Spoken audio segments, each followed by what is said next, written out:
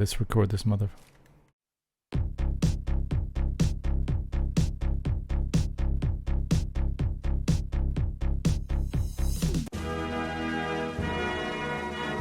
Whoa. What's that? Oh, Canada. Yeah, it's a little late.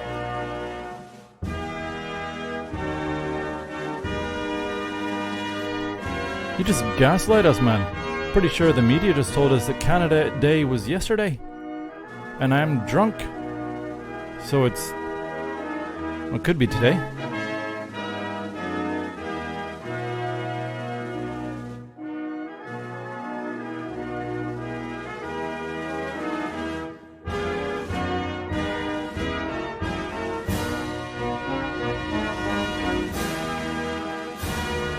A land glorious and free.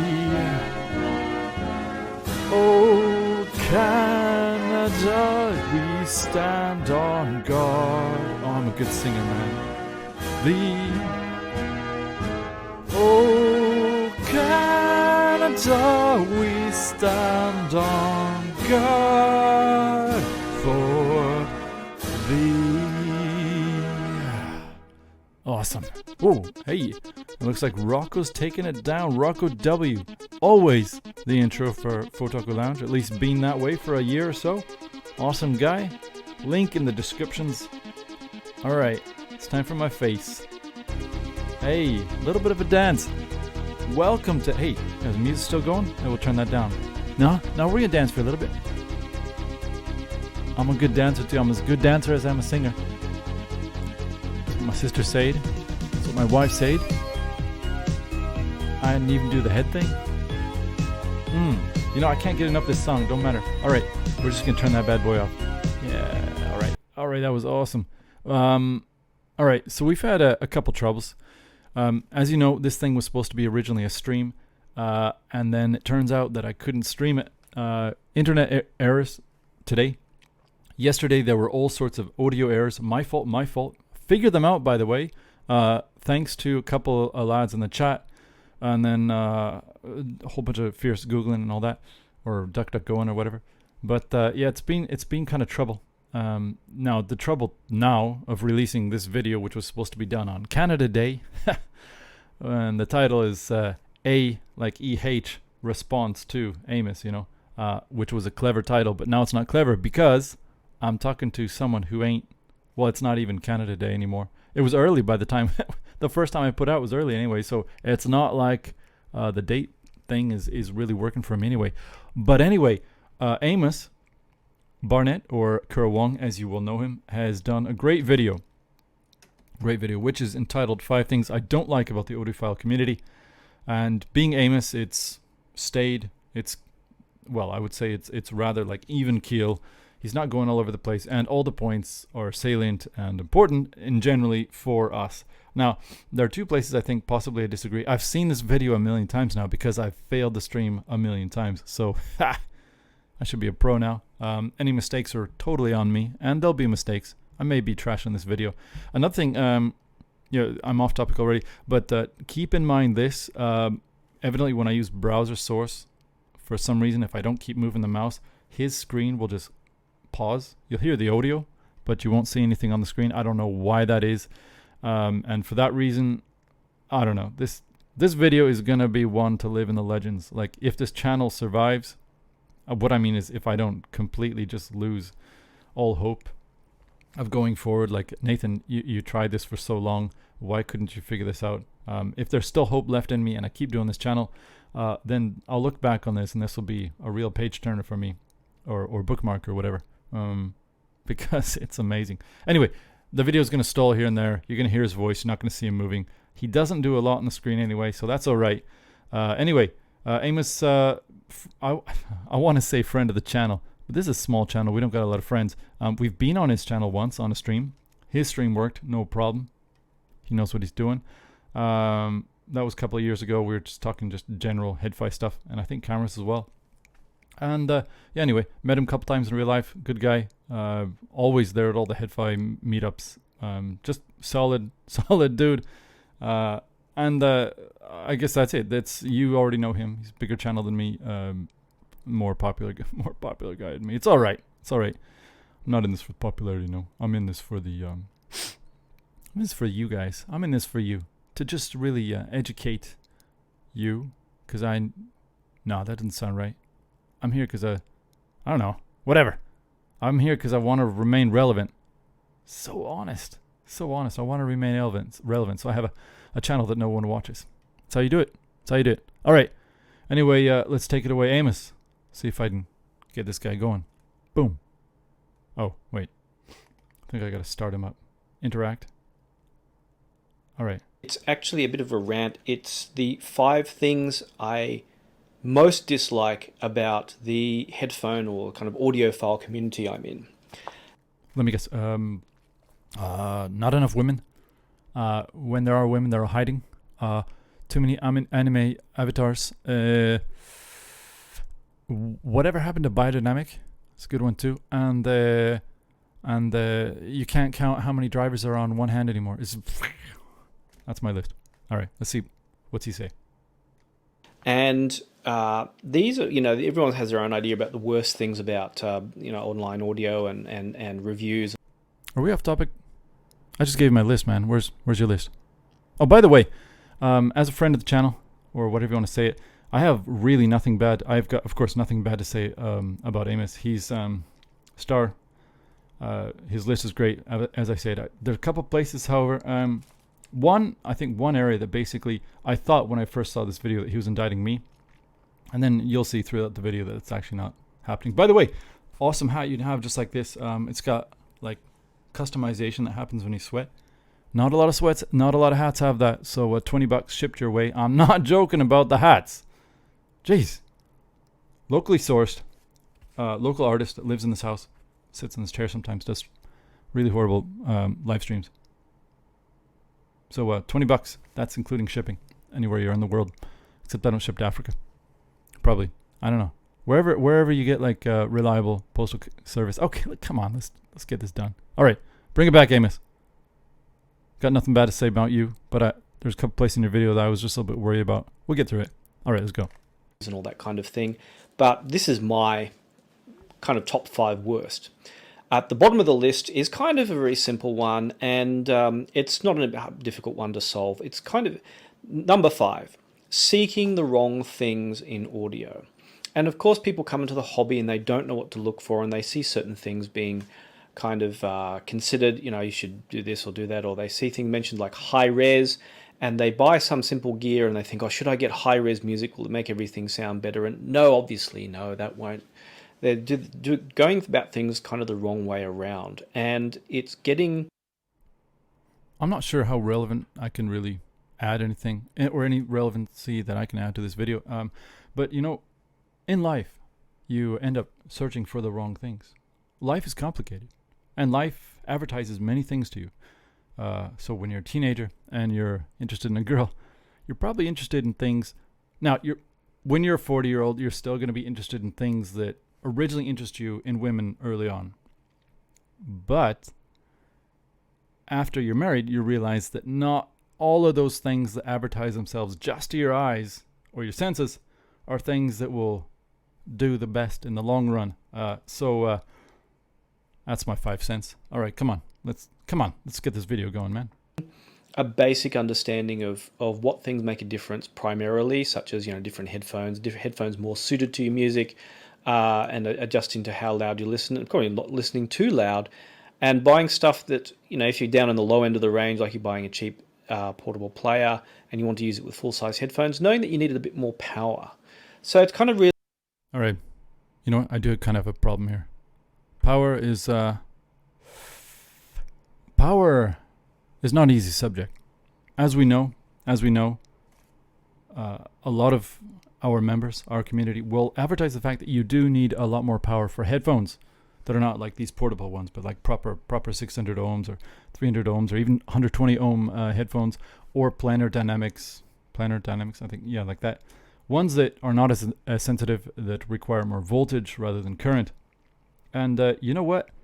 I don't know what to say about that, because while you can get plenty of volume even from an 8 milliwatt amplifier like this, which basically gets as loud about as an iPhone, maybe just slightly louder, a modern iPhone, I honestly perfectly find an iPhone to drive a headphone like a 300 ohm Biodynamic DT880. I find it to drive it perfectly well. Where I don't like it is that it has less character. It's silicon on chip or whatever it is. It's just basically even Steven. There's nothing interesting. You can't do any cool filtered stuff like that. But I don't have a problem with volume, and it's certainly got.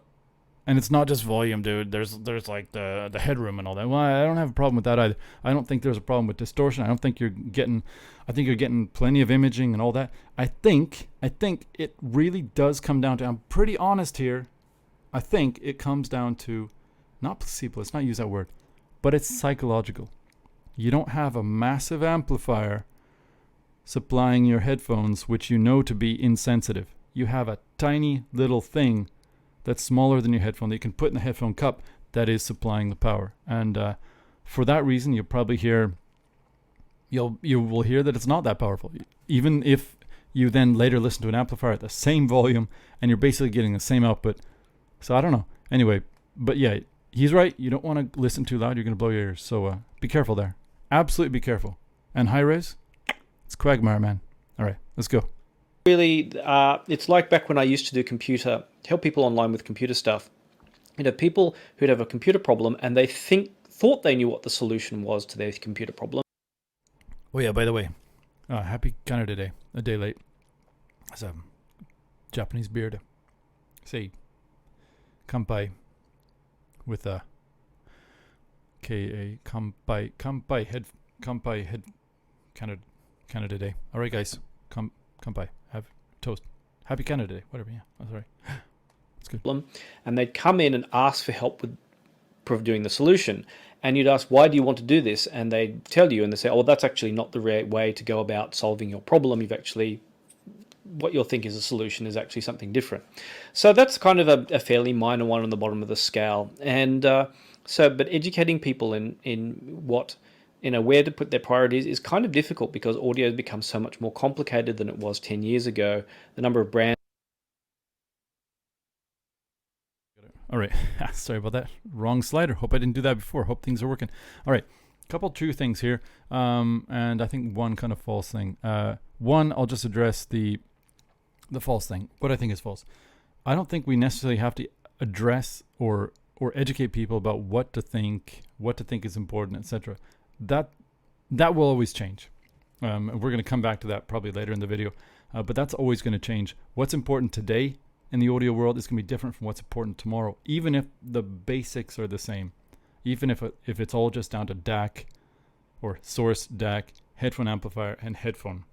Even if that's it, that's always going to change. You're going to have a day where the most important thing is a stereo image, or you're going to have a day where it's, sure, fine, it's MQA. It's something ethereal. It's something that's theoretical that you don't really experience. And then another day it'll be comfort. It'll be cables. It'll be something like that. So I'm not sure about. And even you get into the scientific stuff like is it driving load properly, whatever. I'm not sure that really matters. As for it being complicated, holy, when I got into this thing back around 2000 I guess, I got into Head-Fi because I wanted to hear the recordings I made of concerts in the best quality possible. So I had tiny little mics you put in your ears. They look like earphones, and then battery boxes and all sorts of things in order to get good recordings that didn't have bass overloads or something like that, because otherwise it would go instead of boom. Anyway, you take that home and you want to listen to it. Maybe it's not the greatest recording, and it definitely won't, but it's going to sound like you were there right there, because you had a binaural recording of that thing, and it just sounds, well, it sounds like you were there, and that's important to you. And I wanted to have good playback. Back then, I remember a post. This is probably like 2004, 2005, 6. I started posting around 2006. 2004 might be where I noticed this post. It could be from earlier than that. It was like, it listed all the teams in Head-Fi, from AKG to Audio Technica to Bose to Koss to Sennheiser to Biodynamic, all that. and it wrote next to them kind of a slogan that wasn't official, but essentially fit the listener type, the fan type, and a little bit the headphones. And basically, if you were a fan of biodynamic, for instance, you slotted really well into that list. Same with Sennheiser and down. And that was awesome. They're like, 10 to 20 on that list. Well, it's probably 20 total, but there was like 10 that everyone knew the names of. Well, fast forward to 2010, 6 years later, and that the list, I don't remember reading the list again, but the number of manufacturers that everyone's talking about was greatly expanded. We're talking 60 or 70. And now today, 10 years after that, it's, I honestly think it's probably in the thousands. We have so many manufacturers, we don't know what to do with them. And fat of the moment, once you bring that in, some of them probably open up the factory just for that product, and then they close the factory down. It's insane. Like, we have no comparison to what came before. It's so complicated. I'm glad that I got into this back when I bought the headphone I still have today, Biodynamic DT880, and these headphones, which are about, I think, are roughly 11 years old or so. Anyway, let's take it away, Amos, dog. Hands out there, the number of manufacturers, most of the time, but in some ways it's become very simple. I just say to a lot of people, essentially, well, just buy some Bluetooth noise cancelling headphones and that will take care of 90% of the problem, which you can do. Just buy some Sony WH-1000s. Simple. Whoa. Okay. Simple thing to say. Absolutely correct. This nails it. Bluetooth has gotten so good right now. I keep looking down to make sure that I got the output. Bluetooth is so good right now. Not only in like signal quality, where you can basically cover lossless 16-bit, but you can also get the signal will take you 100 meters, as you saw in my videos, 100 meters down the road from your source. So you get good signal and also good codecs. But Bluetooth eliminates all the problems of DAC and amp and headphone and line sort of impedance. So back in the day, you'd plug in your headphone and maybe the amplifier wouldn't supply enough current, so you wouldn't get bass, or you'd get too much mids or something like that, or you'd get a compressed stereo range where it should be wider, something like that. Bluetooth, assuming that the manufacturer has all the parts here made for each other and working properly, Bluetooth is the all-in-one package that you could say is the utter democratization of the hobby. Why is that? Because your source, as long as it has a good Bluetooth codec like Bluetooth 5 or even 4, then that should give you everything you need, and your device that has Bluetooth 5, as long as it's following all the protocols, will sound just like a higher end or a lower end Bluetooth 5 device with your headphones. So Bluetooth, awesome stuff. Definitely one not to pish poo like we used to in the audiophile community, and definitely one to absolutely invest in if you don't want the headache of mismatching everything else. Amos, great point, man. Solves all the problem. You don't need any complex electronics except something that transmits Bluetooth, and will do 90% of the job anyway. Number 4, and some people are going to think this should be higher on the list, but I don't think so. It's hype trains. And that means some new product will come out and people will think, this is amazing new thing, and get all excited around it. I find most people watching HeadFi and having been on HeadFi for 10 years that it's often people who've just started on the forums and something is being talked about a lot, and then so the people who've just come on get involved and get interested and start reading about it and want to buy the product themselves and get caught up in the hype. That's not so much a bad thing, as there aren't so many products that are so much bad. I mean, even stuff I've tested which is extremely hyped is very good. It's maybe not worthy quite of the extreme accolades that people may hype on a lot of stuff, but still, if people buy the product, generally it tends to be good. It's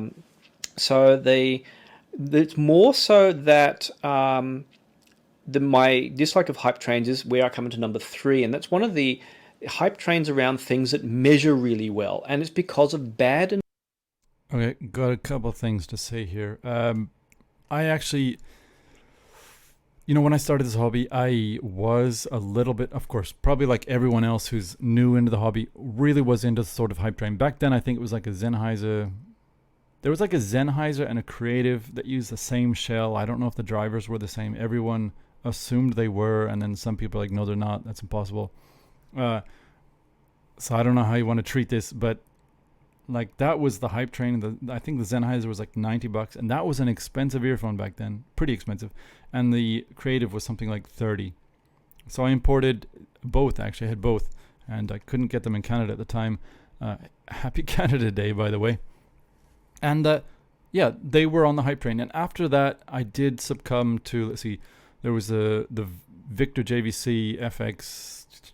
I can't remember the name of it. It was the wood driver one. I think I was the first non-Japanese to talk about it. Probably got me kind of famous back in the day.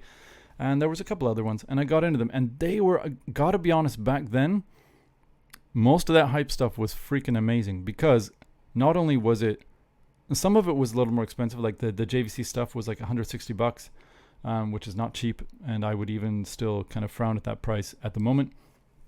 There were some other ones, I can't remember. There were some Denon ones. Well, they were all good, but they were, most of them that were kind of like the hype stuff that wasn't like from like Sennheiser or something like that. They're all coming from Japan, and they were coming from more stodgy makers that were crossing over into the headphone business. And gee whiz, man, they were making statements with the technology or with the housing or something else like that, but they weren't going all the like 12 drivers here, 12 drivers here, like is what they're doing now. And I'm not sure. I look fondly back to those days when things were simple, and the manufacturers were from companies that had existed before, and they were just now doing headphone stuff, but they were taking small baby steps into it, into a nascent fledgling market that was growing. And now today we're into a massive booming market, so everyone that comes in has to make a massive boom on the way in.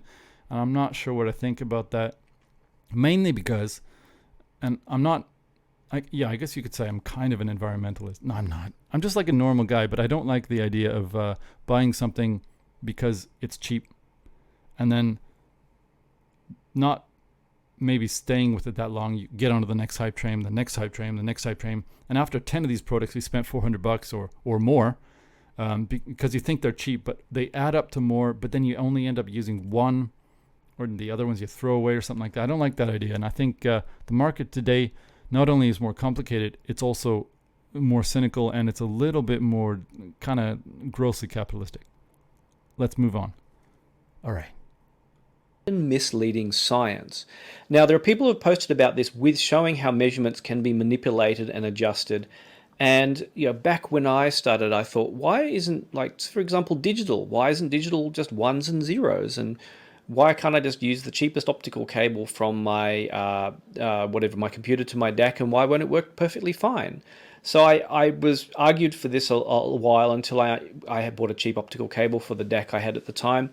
And then when I plugged in a more expensive optical cable and noticed a change in the sound, I was like, oh, wait a second, how is this possible? When I learned how it was possible, then I realized that it's very possible easily to oversimplify the science around things. Probably worse still is this is one of the big... All right, got a problem here. One, I'm just going to check the video because I don't think that he put in the video the links. Yeah, he didn't. All right, so this is an interesting point. I've never used optical cables that sounded different than other ones. There may be such a thing. I have no idea. So, some of you guys that will know the links, why don't you put them in the conversation here that may get going? Maybe not. Maybe you're tired of this video. But Amos should have done that. I would have loved to see sort of the science on that or the discussion around that. I don't know the science, and I haven't seen the discussion on it. Maybe there is such a thing that's different with optical cables. I wish he would have posted that. But cables do make a difference. Pardon me just a moment. Cables do make a difference. The way I found this out was at a Fuji Avik meeting, and Linum, the Danish company, they came and they had a little black box. It was passive. You could switch 3 settings. The input was all the same, but it outputted to 3 different cables, their own cables. So they weren't like, our cable's better than another one, check this out. They had their own cables, and they were like, which one do you like? And they all connected to the same earphone. You switched it, and then it was using a different cable. And I was listening to, I think it was my own source, can't remember. And right there in real time, I could switch ABC, and it would correspond to an earphone, and they would show the specs. And the sound was back to back. And you don't have to worry about any memory or anything like that. We're like, you disconnect and reconnect and reinstall your headphones. You're like, oh yeah, it sounds different. No, right right there in real time, I heard the sound differences, and they were two of the cables sounded very similar. One of them sounded they sounded similar enough, but I could still tell the difference. Another one sounded very different, and I can't remember which one sounded bad or good or whatever, or what I liked. But what was clear, and the manufacturer made clear this, he's like, I don't know why they sound different, but it could be the impedance. And yep, there was one that was like 0.7 ohms, another was 1.5, and another I don't remember the impedance rating for, but they sounded different, and it could be down to materials in the cable, but I rather assume that it's from the impedance of the cable itself. We know that if you use an impedance adapter with a headphone, that can sort of interact with the drivers in some way. You might use it just to reduce hiss, or to, if you haven't enough volume headroom with an amplifier or something like that, you plug in the impedance adapter, get some more headroom. But you can definitely screw with or change the sound signature of those headphones if you change the impedance going into the drivers. So I assume that's what it was. It was a really cool experiment, and evidently Levin from Headphonia was the one that got them to think about doing that. It was an awesome experiment. Would love to see more manufacturers do that. Anyway, cables, they make a difference, man. Just maybe not the difference that we all expect them to, or whatever. All right, take it away, Amos. Things I dislike is it's easy to manipulate science and easy to manipulate measurements so they show what you want them to and not the truth of what's going on. And unfortunately, one of the most popular people who does this has been clearly manipulating measurements and clearly not showing how he came about certain measurements, and as a result, or deliberately setting up products from manufacturers he doesn't like to show bad results, so that. All right, it's not me. I don't do that. And by the way, if you see my measurements, just so you know, the way I do it is before I take a measurement of a new device, I take an old device that I've measured, say 20 times, 30 times, 40 times, 50 times, and then I use the same device, same volume that I took it before, use the same calibration signal, make sure that the input of the device is set to the exact same number. Then I record the signal, then test it on the hardware, and if there's a deviation of more than 0.001%, I think, then I'm like, okay, there's a problem. So I look at all the results everywhere, and if there's big differences, or even small, tiny little differences, then I know that there's something wrong. If there's suddenly a deviation frequency or stereo or something like that that's very obvious, something's gone. I got to redo everything.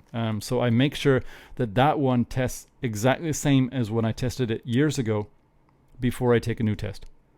So it's not me, although I haven't documented that. Should do that. Good thinking, Amos. I'll think about that. That they get a poor reputation. But it's not me. It's not me. I'm not this guy. I'm someone else, probably, hopefully. And it's very easy to see in something simple like this. Let's say you look at a graph with a simple 1 kilohertz spike, and it shows all the distortion around that 1 kilohertz spike in the middle. Now, look at the top of that.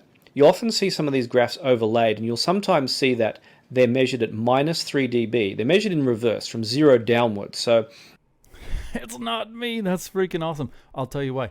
My machine goes 0 decibels, then minus 4, and then minus 6. So not minus 3. So whoever this guy is, I don't want a pox put on you, but you're not me. Awesome. All right, Amos, let's slaughter him, man.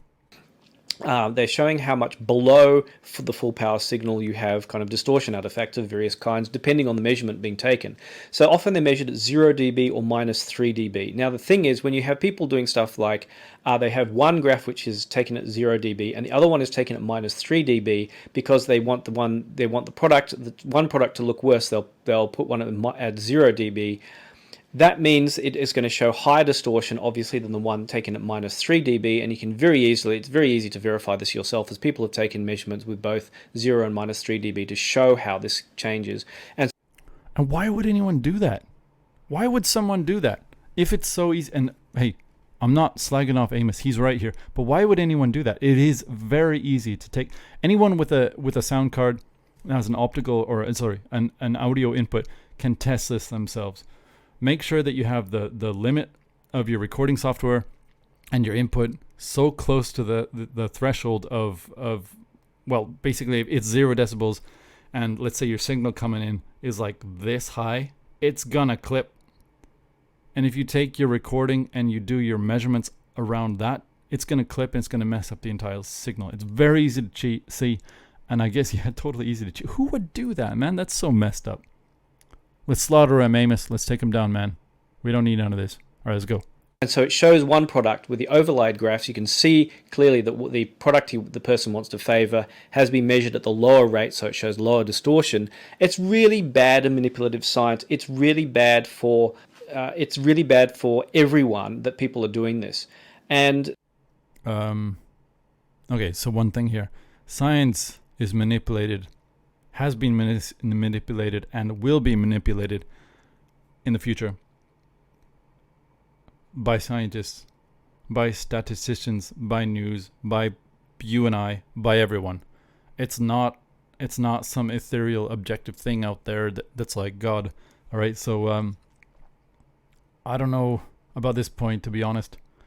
Science is obviously complicated, and you can't just like whinge on about it however you want, but you can't also hold it up. I used to be a scientism guy. That's wrong though. Doesn't work that way.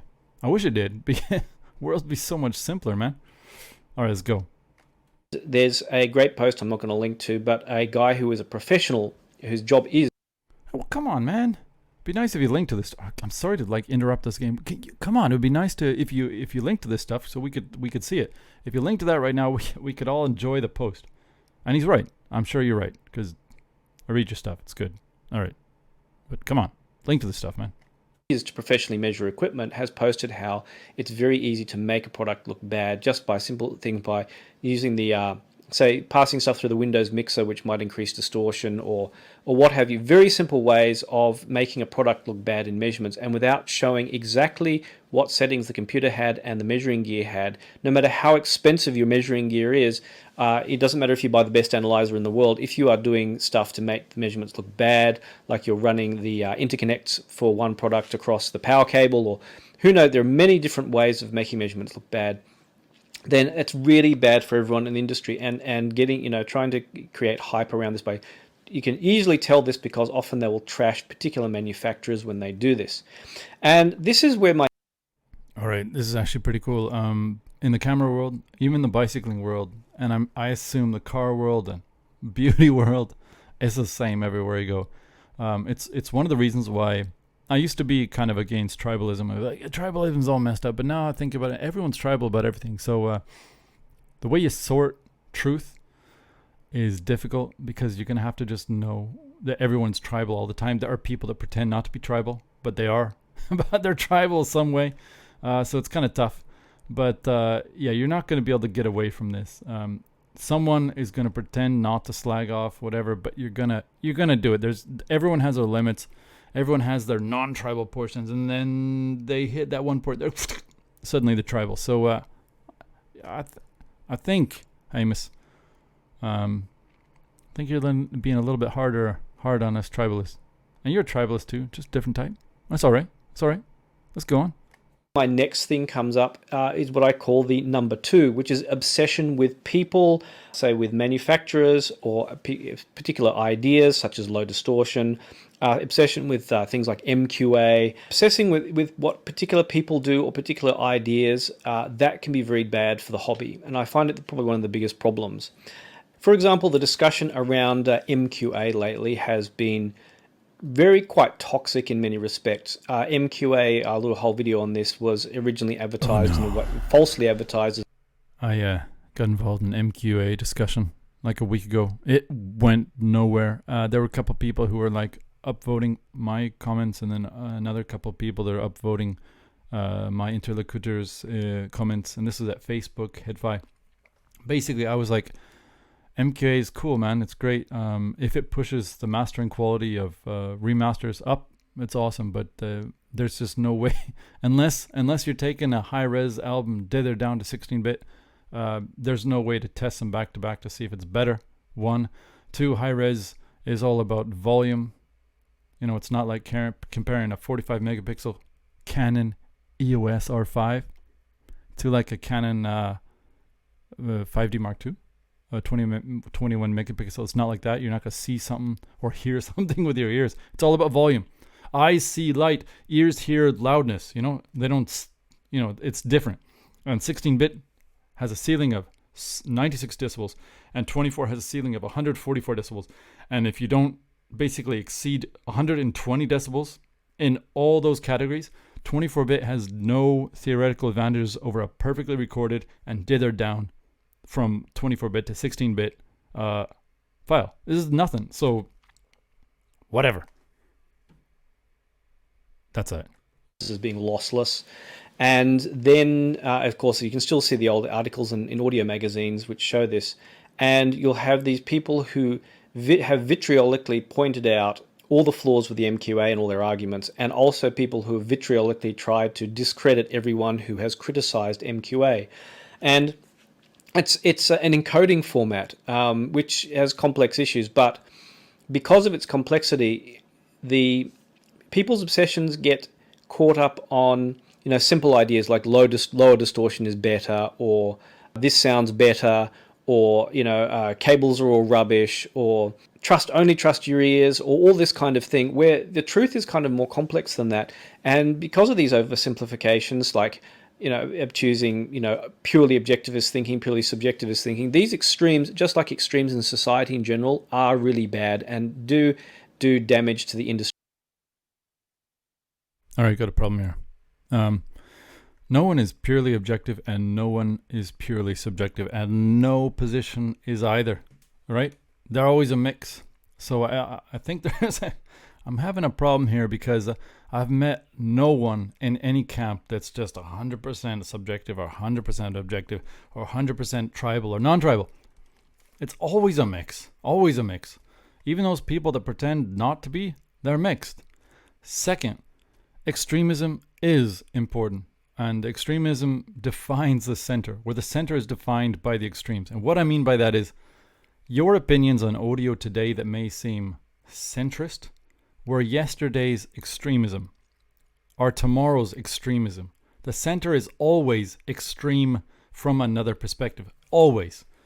And that goes for politics or religion or whatever have you. Today is extreme. And today's centrism is always going to be extreme from another perspective. Tomorrow's centrism is going to look on today's centrism and be like, what? Those guys were crazy. Or those guys were nothing. They were so, so it's, extremism is important. Extremism is important. Take from this video, if you watch anything, take anything away, extremism is important. Third position. All right, let's go. Industry overall. So kind of what you call black and white thinking, or black and white or very extreme thinking, is not good for anyone. And every aspect, I have gear here that measures amazingly well, such as the chord gear. I have non-oversampling DACs here, which measure amazingly badly but sound really fantastic. I have everything sitting around here, one of the best measuring headphone amps in the world. I have a tube amp right next to it. I have everything around here, and everything has its merits. He does have everything. Look at that, man. That room is, I don't know how big the room is. The computer seems like shoved right up there to the window, but there is some stuff there. By the way, this looks like that's still the ALO 6 or whatever, ALO Audio Studio 6. I wanted to borrow that again. Ken sent it to me originally, and I did a review. It's on my channel. I'm not sure if I'll link to it. I might link to it if I remember. Cool amp. That's enough of that. All right, let's go. And demerits in that, but understanding where and when these demerits and merits are useful and when they are not useful is more complex than the simple this is good and this is bad thinking. And that leads to the number one. Again, that thinking doesn't exist, man. We're all over the place. Like here's what's a good example. Audiphones, earpads are freaking amazing. I love them. They're so comfortable. But their earphones they're not that comfortable. So it's kind of like a mix. It's comfortable and not comfortable. Both are extreme positions. Like I'm extremely happy about the pads, and I'm kind of extremely unhappy about how the earphones fit. So, extremism for the win. One is that when I talked about obsession with people, is obsession with people who are genuinely toxic. They're very often, and this happened on Headfire, you'd have someone become very popular, they become very helpful. I'm a little bit worried here. A little bit worried, got to be honest. Now I've seen this video before, so I'm kind of lying because I know it's coming up. But when I first saw this, I was like, wait a second. One, I used to be popular back in Touch My Apps days. We had 10,000 views a day in 2008? No, 10? Something like that. And we had a forum, a fledgling forum that was popping up. We had, I think, something like, I don't remember how many posts a day, but we had a lot for considering the traffic. More traffic than Headphonia, which I eventually joined, so lost that one. But yeah, it was popular. Back Touch My Apps days, man. I said something and people they liked it. I was a little more adamant maybe about my opinions. Maybe he's talking about me. Shoot. That's where I met him, by the way. Back about that time, 2007. I think I said something on Headfi. This is before Touch My Apps, and it was something that Amos, as an administrator, wasn't happy about. I wonder what I almost remember now. I've done this video like 4 times. I almost remember what we were talking about. I can't remember. Ah, man. But yeah, I was wrong and he was right. So good on you, man. All right, let's go. They gain maybe some scientific knowledge, or some technical knowledge, and people flocked around them to hear what they'd say about stuff. And then those people actually were very insecure. They'd usually pick one. All right. Got a problem here. We don't know if they're insecure. Now, the system might think they're insecure. So, for instance, if they're suddenly popping up and they don't like how Headfi or DPreview or whatever forum it is that are treating them, and they start to be bilious in their interactions with other people, and especially the admin at Headfi or whatever, the system might think that they're insecure, but they themselves may not be insecure. I'm not talking about myself here. I think I know some of these toxic individuals that you're talking about, and I agree with you about how they act, and it's kind of nasty, but I'm not sure if they're insecure. I don't agree with that reading of their personalities. I wouldn't want to hang out in their forum. Absolutely not. I find that their forum is definitely, if we're talking about the same thing, you don't say it, you don't mention it. You always got to name them, you know? If you don't name them, then we don't know who we're talking about. We can just be talking about some ethereal, you know, whatever, bad guys, you know? But these guys, if we're talking about the same people, I know who you're talking about. I wouldn't call them insecure. Toxic, their forum definitely has become, etc. Insecure? Nah, no way, man. No way. Those guys are secure. All right, let's go. Manufacturer, and they deliberately target that manufacturer to say bad things about them. And they'd pick that manufacturer as the enemy, and they'd get all the people around them to criticize that manufacturer and trash that manufacturer. It could be a single person. And it actually caused a lot of distress to certain people who were genuinely interested in making good products. And they were basically got to the point where lies were being told about certain people. And then, of course, when they get kicked off Headfi, they end up making their own forum or their own group, and they go about, oh, we were kicked off. Yeah, I bet we're talking about the same guys. But I do wish... Pardon me. I do wish you would mention who they were, because I'm just having to wonder, is it those guys, you know, the friends, or is it somebody else? I don't know. If it is the friends, then I probably agree with you, yeah. But if it's not the friends, then I don't know. Whatever. They'll just have to remain forever in the ether. These bad guys are just floating around. Don't like him. All right, let's go. To hide the truth about the manufacturer. Absolute rubbish. And it's these really toxic people. It's now even infected YouTube, where I've seen one guy just trash out other reviewers. And for example, Not me. Not me. No, I haven't talked about reviewers at all. I should start doing it. Not trash people. I want to start talking about, hey, this video is a good one. Amos, I like you. I like your channel. I disagree with a couple things in this video, but overall, this is a freaking awesome video to do. I'm talking about other reviewers now. Boom! Reviewer, I do my own thing. I really don't care what... Toxic! what other people do for the most part. And, I have to live with whatever I say and stuff I screw up on video, which I have. But to build yourself up by trashing other people is really, really bad and toxic behavior. As someone who I very clearly know my own limitations as a person. I know when the science I have knowledge about is limited. I know my own limitations, and you'll hear me say this in the video when I say kind of this is about something is above my pay grade kind of thing. I mean, it's more technical and more complex than I am aware of. And I always say, as I understand stuff, because I don't understand audio fully, and I know that. And I make clear. And no one does. No one does. Even Rob Watts.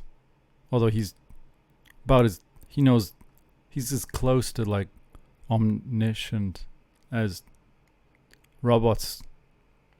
He's like a dictionary. All right, let's go on. That in my case, I know my own limits, but I don't have to put other people down to boost myself up. And I see so many other people having to do that. These what I call often toxic leaders of communities who insist on picking a manufacturer, trashing that manufacturer to make themselves look good. Look, we're saving you from buying this. Okay, one thing. Are there actually? It sounds like I'm reading in the middle of a sentence, but it sounds like you were about ready to say, there's something like lots of people doing it today. If my memory is wrong, and I could be totally gaslit here by my memory, but I remember that it was more that way back in the past, and people were definitely more freewheeling with their opinions, negative or positive, about manufacturers. And I mean, I went on a tirade against, what was the company, AMP3, something like that, and they made a really horrible machine. And people were, and I went to reviews. I did everything I could to say this is crap, and because it was. Like, you plugged in a pair of headphones to that thing, the headphones that came with it, and then you plugged it into parallel and you could do some measurements.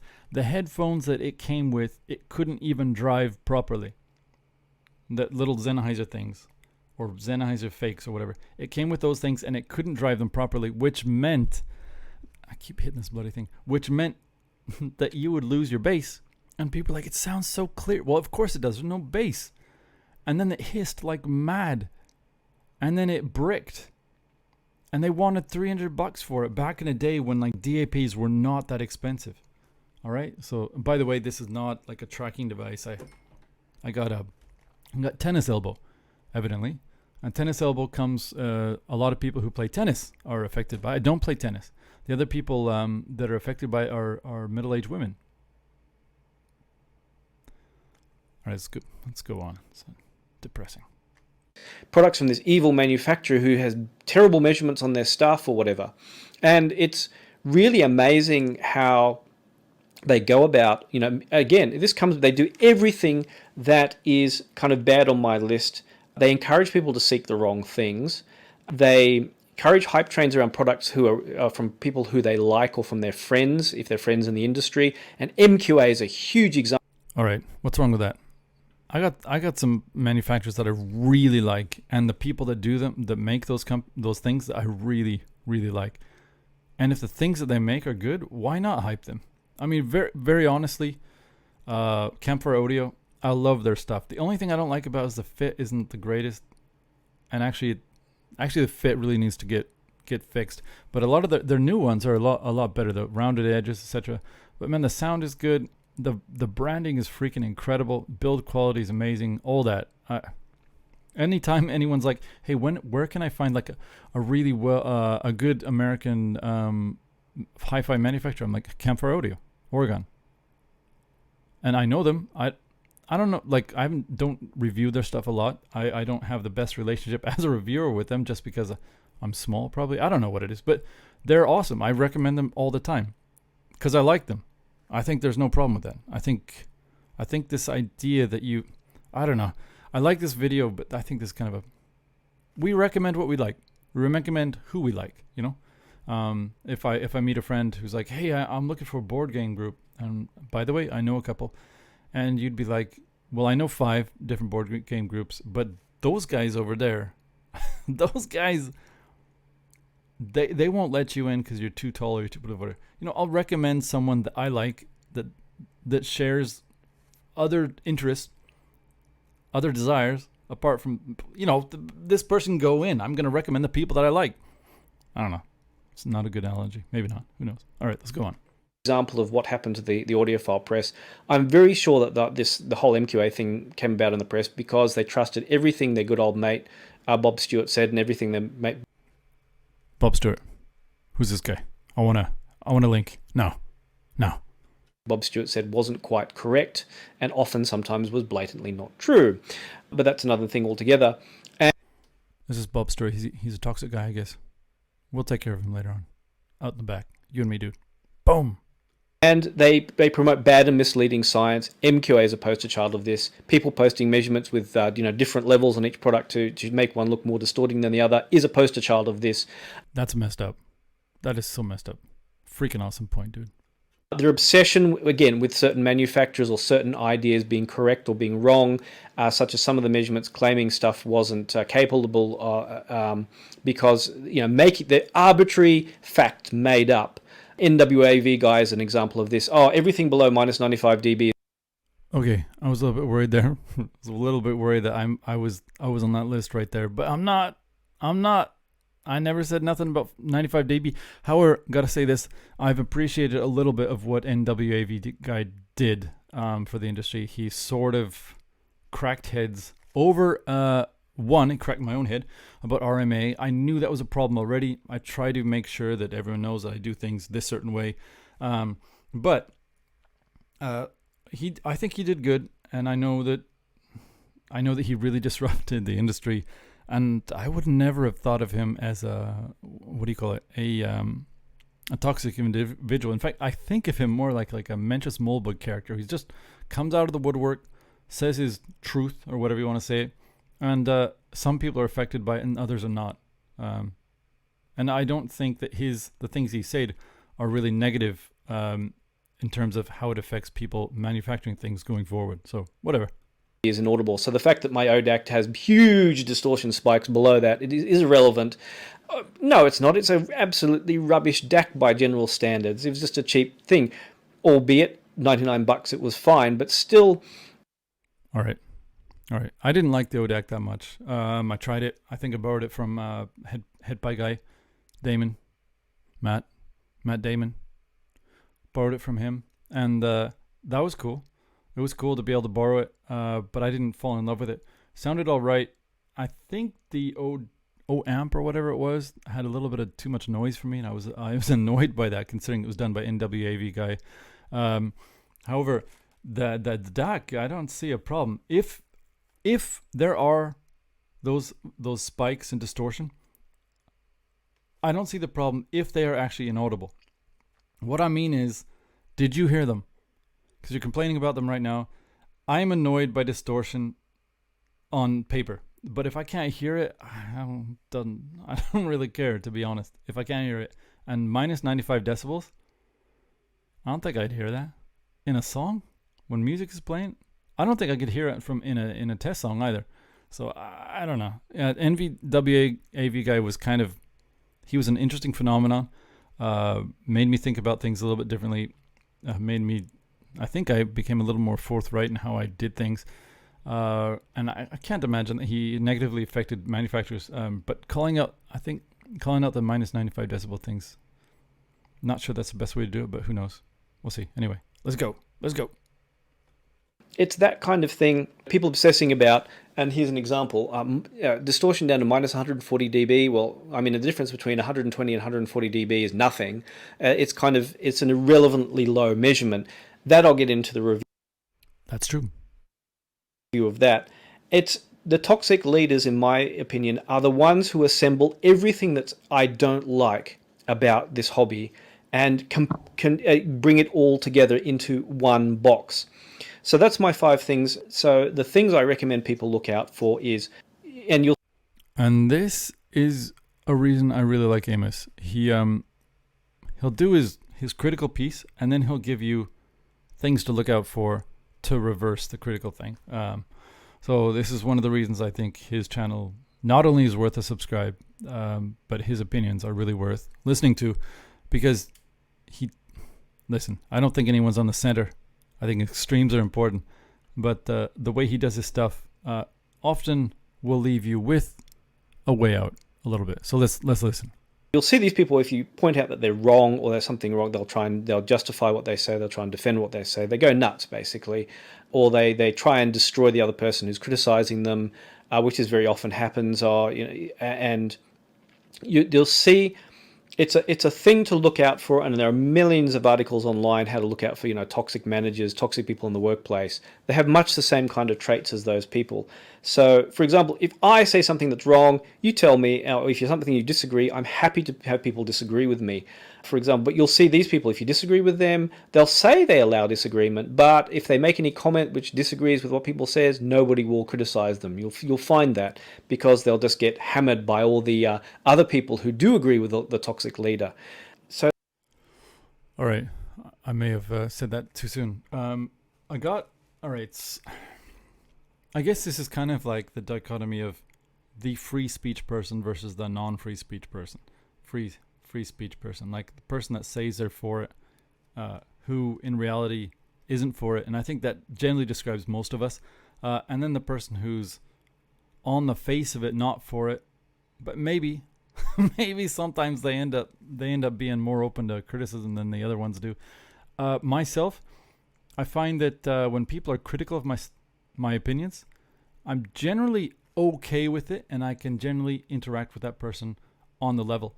But if they criticize what I say from angles that don't make any sense to the review or to my own opinions, or they're just wrong. Like one thing that keeps coming back is like Tin Hi-Fi T Pro, T2 Pro. The models I got, the right channel, and came with the wrong connector for it. They were reversed, whatever like that. And people, they're like, you're putting the earphone on wrong, but the manual shows putting it this way. Everyone else wears it this way, and the cables are wrong. And people are like, why are you? That's wrong. You're just wrong reviewing it. I'm like, well, actually, this is the way that everyone is showing to do it. This is the way that the manual shows to do it. And the cables came backwards. So there's something wrong with the hardware. And people, so I don't like that. When I have to address that is really annoying. So I don't know where I stand on free speech necessarily, but when it comes to having to address the same silly point over and over, and it's immaterial to the review, I don't know, man. That's annoying. Who knows what these other guys think? All right, Amos, let's go. These things you should all be aware of. Hype trains, well, they're not so bad by themselves. Usually most products that come out aren't bad. Bad and misleading science is a big problem. My father was a scientist, and there is what's reported in the news is just a really superficial look at what science is about. Science is extremely complex. Things like audio, things like the environment, things like every... Scientists don't even know what they're talking about, man. We've seen science change all the time. Back when I was kind of a scientist, my wife was like the one that was like, and she's a biologist, by the way, with a PhD, so she's a doctor, you know what I'm saying? So I appeal to authority, yeah. She was like, not everything that's published is right.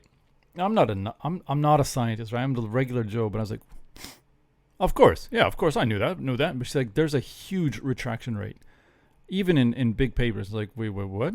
And she's like, and peer review doesn't mean that it's gone through all these checks and balances and it means it's right. It means that people have looked at it and they've kind of thought that it might work out. It's like generally papers just come by you and your colleagues, and peer review is easy. It's not this, like, for us 9 scientists, we think of this as like peer reviews it makes sure that everything's right. Not really. It doesn't. It sounds like, and not from her. After hearing that, I kind of looked into it, and it seems to be like peer review. Seems like there's a lot of problems in science. And again, it's not just a scientist, man. There's a little bit more to it than that. I wish that there weren't. I wish it were simpler. I wish science was just on and off, black and white, but it's not. And journalism, scientists themselves, the lay, all of us are part of this thing. We don't know what's going on. Who knows? Maybe someday somebody will. All right, take it away, dude. Everything around you, medicine, are extremely complex topics. If you read what you read in the news, compared to what you see, there was a research done on a certain thing, what you read in the news is usually a big summary. And when you read the actual research, it is totally different to what you read in the news. It's vastly more complex and vastly more in-depth and often very difficult to comprehend. I think that goes for everything in the news. It's like some dude shot some dude. This dude's bad, this dude's good. It's like, probably not. Or this guy sat in this bar of soap and it went places and the doctors had to... All right, let's go on. So look out for oversimplifications in science. The other thing is obsession. If someone is going about trashing a company, stay away from them. Yeah, sure, there are companies I don't like so Awesome point. much, or maybe there are companies I like more, obviously, but people look out for people who are just trying to destroy a company, and every time they post anything about them, it is negative and destructive, and and the last one, look out for people who are, when their argument is countered, they start attacking the person. That's a big, huge red flag, and you should look that out. It's like good old Margaret Thatcher said that she knew she knew she'd won an argument when people started attacking her person. Margaret Thatcher? You mean the one with the big... That one? You want me to... See what you did? See what you did, man. You're probably right. Let's listen to what she said. So those are my 5 things I really hate about the audiophile kind of community, audiophile kind of the whole hobby. So I hope this maybe was vaguely useful for you, and thanks for allowing me to have my soapbox. What do you think? Make the post comments below, and tell me if you think I'm on the money or off the money. And that's Amos's video.